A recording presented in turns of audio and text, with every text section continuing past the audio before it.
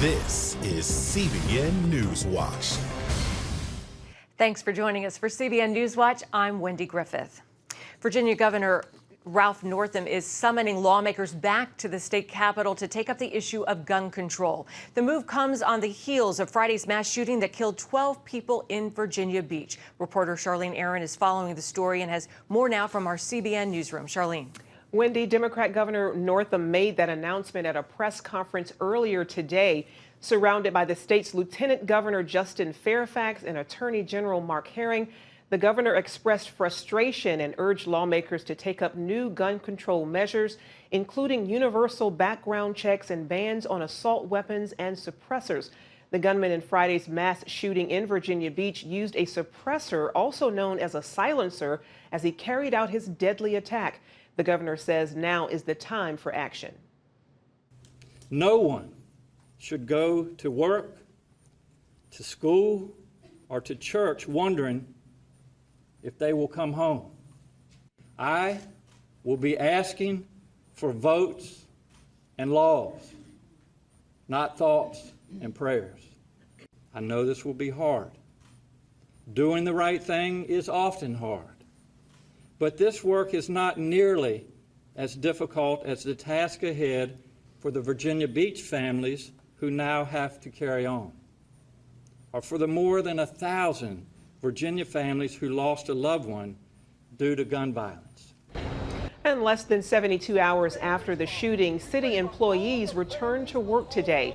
All municipal buildings were reopened except for Building 2, where police are still at work gathering evidence. Prayer gatherings remain a constant sight at the municipal center as many visit the makeshift memorial set up to remember the victims. Meanwhile, as investigators search for a motive in the shooting, officials released the resignation letter of the city employee who killed 12 and injured 4. The letter simply reads, "It has been a pleasure to serve the city, but due to personal reasons, I must relieve my position." The letter gives no clue for the attack, and police say that the suspect was not facing any disciplinary action. This Thursday, the city will host a memorial service for employees and citizens at Rock Church here in Virginia Beach. Wendy, back to you. Thank you so much, Charlene. Joining us now is Regent University professor Dr. Danny Holland. He's been counseling family and friends of loved ones and survivors of the shooting. Dr. Holland, thanks so much for taking time out to talk with us. How do you console someone grieving from such a horrible event as this? It doesn't even seem possible. It seems like everyone's grieving at some level. There's a loss of a feeling of safety. There's a vulnerability. There's so many emotions that get triggered when these type of events happen. It's so important that we reassure people around us, that this is an incident that has such a powerful impact on a community. But we still live in a community that is filled with people who are thoughtful, caring, and loving. And sometimes when we fixate on the negative, we can really get caught up in feeling in those ways. So it's really important when we're consoling families, we're really trying to help them and trying to help them process through different things. So you listen a lot. We listen. We provide reassurance. We reassure, especially children, of a safety and make sure they have an understanding. Asking questions is one of the best things to do because it really helps the person talking with them to understand what it is that individuals have experienced, what they know, what they've seen, and where specifically they're struggling with working through different incidents. Do you find that they want prayer, or they just want to be left alone? How do you navigate those waters? And grief is not an event, it's a process. And so many people grieve in different ways. Some people want reassurance. Some people just need to be heard. Sometimes it's really powerful just to be present with somebody, tapping into our own empathy, our own feelings of loss, and just sitting with them in that pain and that hard time, and letting them work through things in their own way. Dr. Holland, what about those who survived? I understand you've met with some of them who survived this mass shooting. They're going through a different kind of grief and a different kind of trauma, perhaps even survivor's guilt. What do you say to them? They've had so many things happen to them, and what we like to say is that, it's not okay. Right. What happened to them is not okay. Something was violently ripped out of their life and ripped apart from them that should never be ripped apart. And so many times, they're going through these times, they have waves of emotions, waves of feelings, and giving them permission to go through those feelings, that they don't feel like they have to act a certain way or be strong for their families. that they can just walk through this and feel the pain because it hurts. I know my husband was born and raised here in Virginia Beach and knows a lot of people, and he ended up knowing the brother of one of the ladies that was killed, and he didn't know, he wanted to do something, so we took food over. Do you find, it seems that's a common thing that people do, is they bring casseroles or they bring comfort food. Is that a good idea in a time like this? It can be, and listen to the families you're trying to help. They may think, okay, I don't want visitors, kind of respect that and honor that, because everybody grieves in different ways, but offering those type of supports can really be reassuring to them that people are around them, and sometimes that's just what they need to be able to see and feel that people around them care for them. And, you know, obviously we need to be private, but what is your experience right now with the families and the victims that you've been talking to? How are they doing? They're all at different levels of working through what they've experienced. It's just been such a traumatic time and such a very difficult time for them, so sudden, so unexpected. And they're still in that place where they're really working through and trying to just come to grips with what's happened as limited information starts to be trickled back to them, as they start to learning different things. Extended family is now being notified, been notified, friends of family. So while they're starting to gather some key support that is critical for their journey to move ahead, they're still all at different levels and places and go through waves from feeling angry and afraid to trying to really process it, you know, because we all want to know why these things happen. Why? And we tend to just try to homogenize that down to whatever we can rationalize to make sense of it, and it's just a difficult time for them. Make sense of it. Dr. There's Holland, no way to do it. thank you so much for what you're doing. We appreciate your time. Thank you, God Wendy. bless you. Well, Friday's mass shooting in Virginia Beach left a big hole in the community as 12 innocent lives were taken from families and friends. Mark Martin talked with those close to Kate Nixon, a woman of faith and a devoted wife and mother. 12 white roses grace the sanctuary at St. Gregory the Great Catholic Church, each one representing a victim of Friday's mass shooting at the Virginia Beach Municipal Center. One honors Kate Nixon, a woman who attended services here and whose sister-in-law Mandy describes as selfless. She's an amazing wife to my brother. I don't think anybody could ask for a better wife than Kate, or the kids a better wife or better mother than Kate. She's amazing. It's a huge loss for our family. Kate was only 42 and leaves behind her husband Jason and 3 young daughters. It's tough. Jason is struggling. He's fighting through. The kids,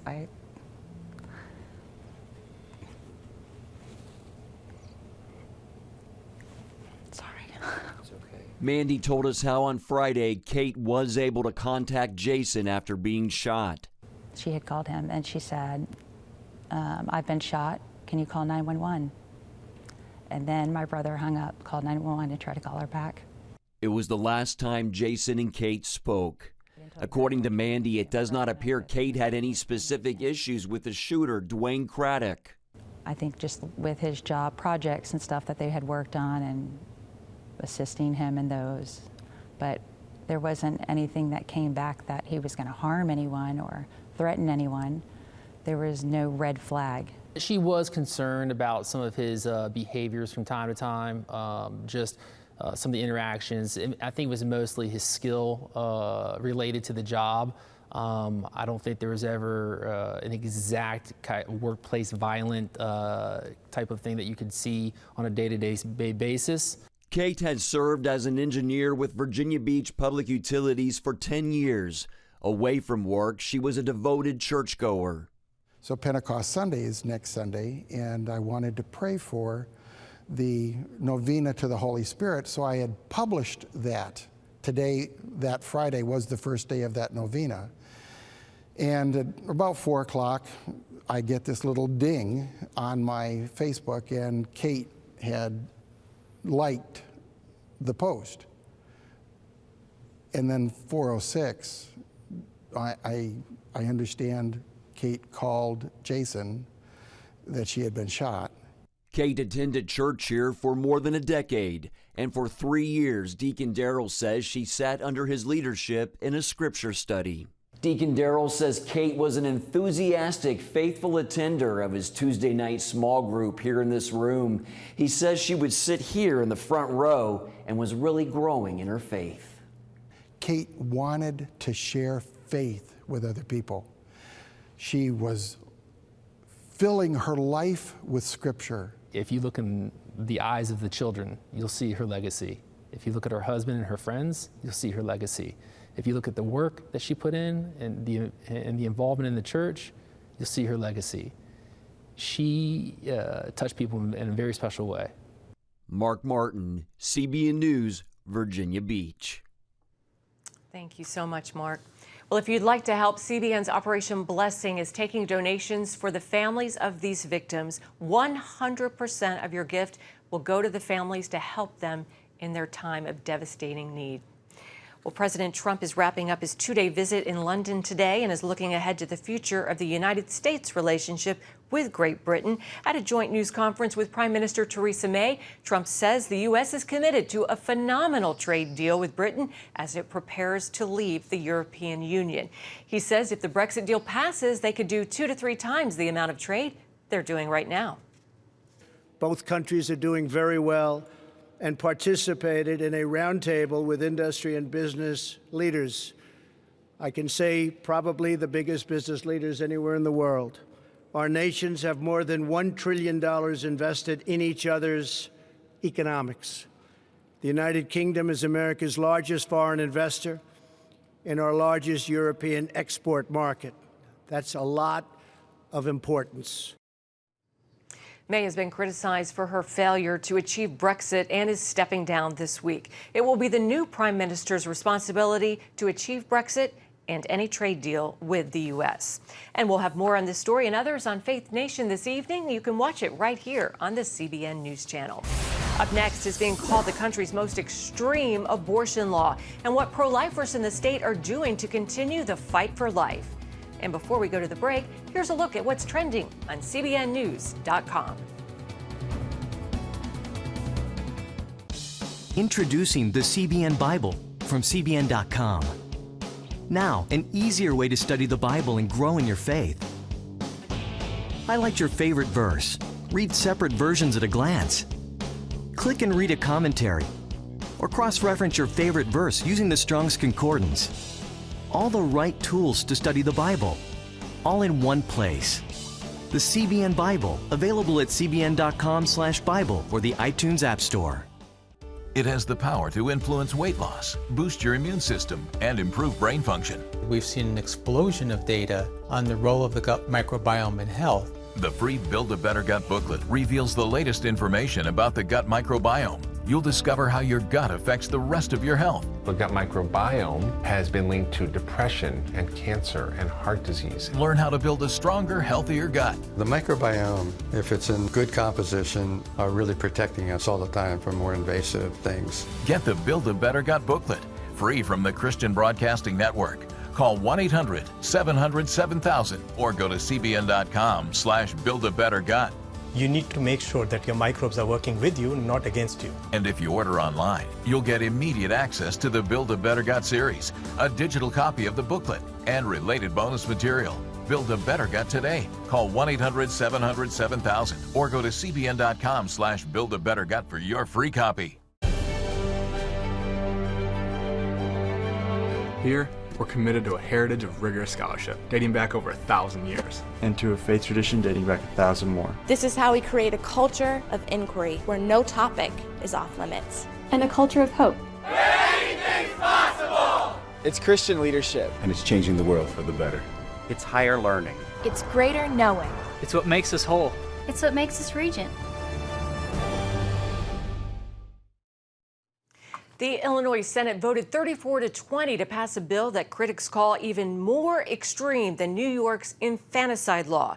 Democrat Governor J.B. Pritzker, who wants to make Illinois the most progressive in the nation regarding abortion, plans to sign it into law. It strips all rights from unborn children, changes the definition of the baby's viability, allows minors to obtain abortions without parental notification.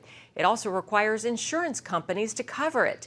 Liberty Counsel founder and chairman Matt Staver said, quote, "This is a crime against humanity, yet tragically, Governor Pritzker brags about it." Well, joining us now is Mary Kate Knorr from the pro-life groups Illinois Right to Life and Illinois Right to Life Action. Mary Kate, thanks for being with us. Mary Kate, I'm sorry, I'm not hearing Mary Kate in my ear, but can you hear me, Mary Kate? Okay, she can hear me. Governor Pritzker says he wants to make Illinois the most progressive state in regards to abortion. What is your reaction?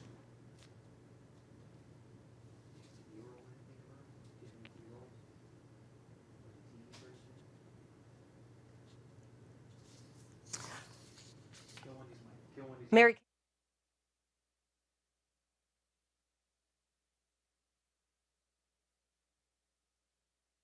I'm so sorry because I'm looking forward to that interview. But still ahead, we're going to go to a break. And still ahead, you may have inherited some bad genes that could mean some health problems as you grow older. But you can overcome that with smart choices that can literally turn some bad genes off and turn the good ones on. We'll have that story and hopefully Mary Kate's interview coming up. Remember for a moment what it was like to be a child.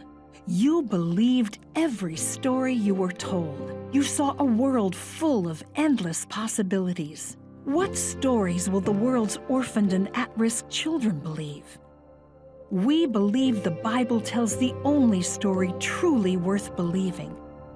We believe that every child should have the opportunity to dream, the chance to take challenges and turn them into possibilities, the chance to stand on the promises of God, to recognize their place in the greatest story ever told. They have their whole lives ahead of them. Theirs is a world of endless possibilities. They are looking for a story to believe. We will tell them that story. Will you join us?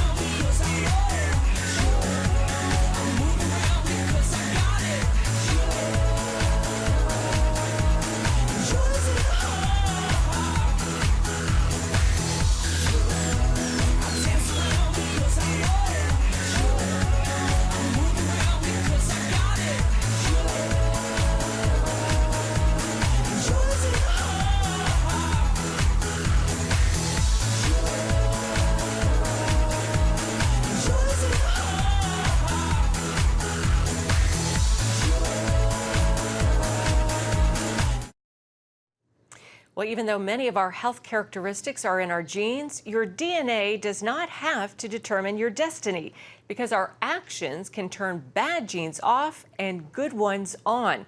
As Lori Johnson tells us, medical science has a name for that, epigenetics. Thanks to these new DNA home test kits, you can learn all about your genes and various health issues just by filling one of these tubes with saliva and sending it to the lab. While those results may reveal a lot, they don't always tell the whole story. Expert Dr. Michael Roizen of the Cleveland Clinic compares epigenetics to a light switch. Our behavior can silence our genes or activate them. And which of your genes are on or not are, to a large degree, your choices by things you do. So, is epigenetics important? Absolutely. Our DNA is made up of genes. Our behavior, such as what we eat, smoke, even think, dispatch markers to the top of our DNA, which tell our genes to turn on or off.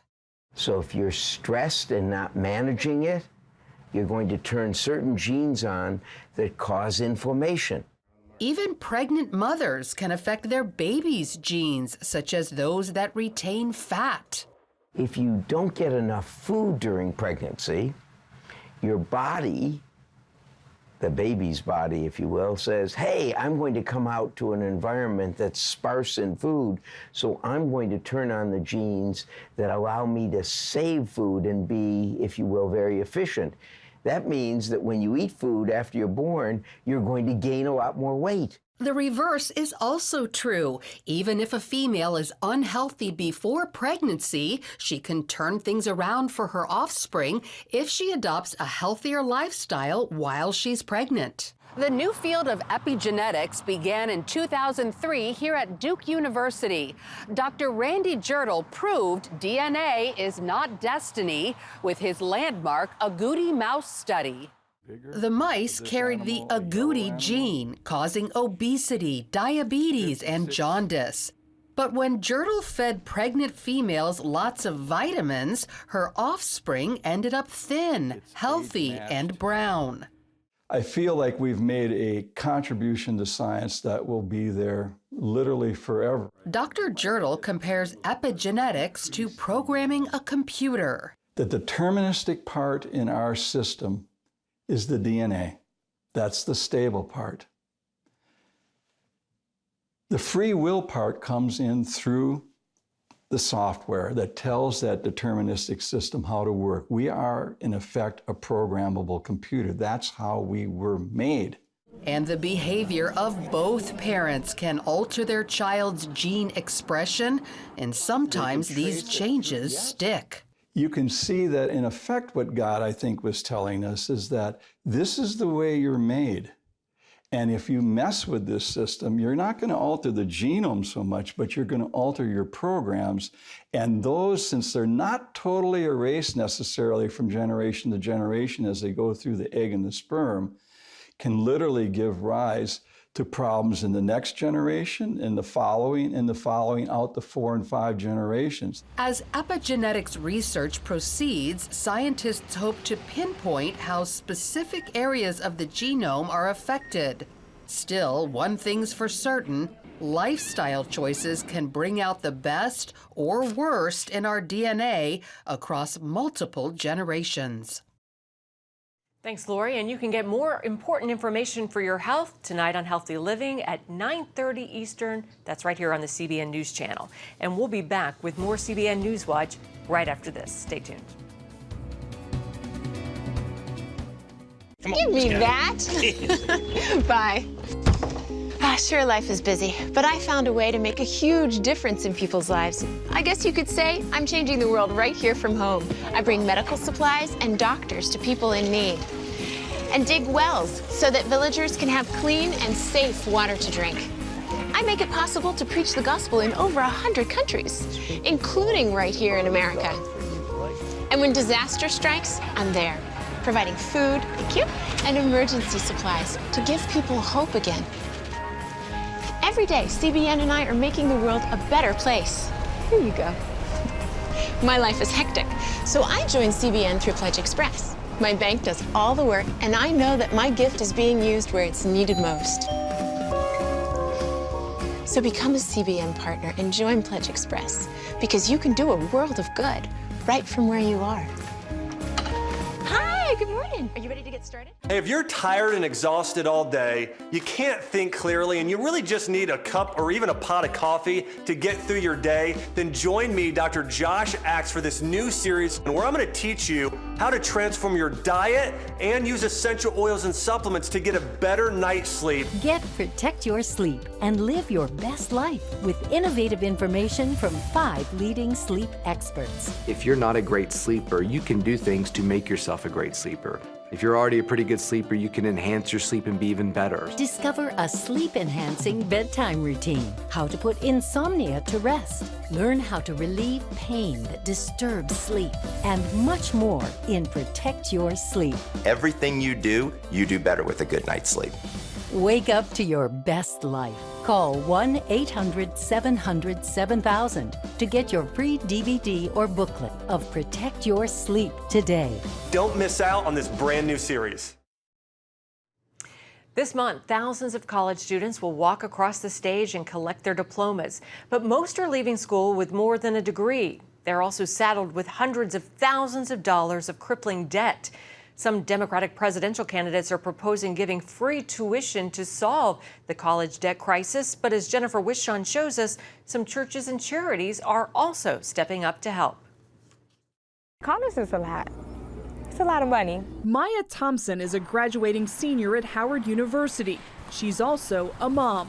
So some days I work 5 days a week and some other days I work 2 days a week. Recently, she and 33 other Howard students received some divine intervention, courtesy of a D.C. area church. Over 40 days, the congregation of Alfred Street Baptist Church fasted, prayed, and gave as God guided them. This is the fruit of the $100,000 they raised. We heard the Lord say we ought to do something good for some people who are getting ready to graduate. So came over here to Howard. Pulled out the names of seniors who had some holds on their account just because of balances that were left over after financial aid and all that. And we want to let you know your account has been paid in full, man. You're clear to graduate. Oh! Tuition at public universities costs 3 times what it did in the late 80s. Graduating seniors can rack up $20,000 to $40,000 in debt by the time they collect their diplomas. Nationwide, Americans owe $1.5 trillion in student debt. So how did students get into this mess of debt? Some say the government is to blame. Colleges know students have easy access to billions in federal aid, encouraging them to drive their tuition prices higher and higher. We're seeing the price of college increase exponentially. Mary Claire Amsalem follows college trends for the Heritage Foundation. If we had a robust private lending market, we would have private lenders competing to give loans to students and colleges competing for students rather than the other way around. The situation is dire. A lot of students in my school, we share books. So like someone has the book, it's like, hey, can I take a picture of that page? Some students find themselves choosing between college expenses or putting food on the table. Reports from Mississippi and Kentucky reveal the growth in students turning to food pantries. As for Maya Thompson, she plans to return to Howard next year to surprise a student with a gift in the same amount Alfred Street Baptist Church gave to her. I can't wait to put a smile on another student's face next semester. A good deed put in motion by a faithful congregation. Jennifer Wishon, CBN News, Washington. Thanks, Jennifer. Well, Christian music artist Lauren Daigle won big at this year's 7th annual Kayla Fan Awards. Daigle posted to Instagram after she was announced for 2 of the top awards given. Daigle won Female Artist of the Year for the 4th consecutive year and also took home the 2019 Artist of the Year award. She wrote in the post thanking her fans for their votes. On stage Sunday night, she said, "This has been an incredible year. I just want to give so much glory to the Lord. He has taken the record so far and wide." The live concert and award show was on Sunday at the Grand Ole Opry. It will air on TBN this Sunday, June 9th at 9 p.m. Eastern Time. Well, that's going to do it for this edition of NewsWatch. You can find more on the issues you care about most right here at cbnnews.com. You can also watch CBN News programs anytime on our CBN News channel. We'd love to know what you think about the stories you've seen here today. Email us at newswatch@cbn.com or reach out and touch us on Facebook, Twitter, and Instagram. We hope you'll join us next time for another episode. Until then, from all of us here, God bless you.